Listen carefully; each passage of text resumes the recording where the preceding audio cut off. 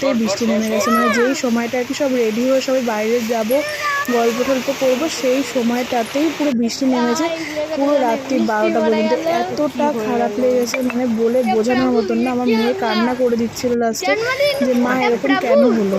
এবার ওকে আমি বোঝাতে পারছি না যে এটা কিছু করার নেই, মানে এটা আমাদের হাতে নেই যে আমরা চাইলেও পারতাম না। কিন্তু 3 দিন ধরে বৃষ্টি হচ্ছিলো কিন্তু হচ্ছিল না, তাই আমরা ভেবেছি হয়তো আজকেও হবে না।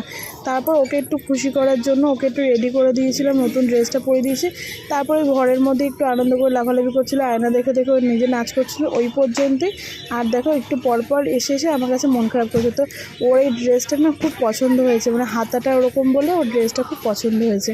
তো এই ড্রেসটা একটু বড়োই কিনেছিলাম যাতে কিছুদিন পরতে পারে, কারণ ওর ড্রেস কিনবো তো এই বছর কিনবো, সামনের বছরটা ছোটো হয়ে যায় আর পরতে পারে না। তো মেয়ের সাথে আমিও ম্যাচিং করে দেখো পার্পল কালারের শাড়ি একটা পরে নিয়েছি, পুরোপুরি মেয়ে আর আমি ম্যাচিং করে পরে নিয়েছি।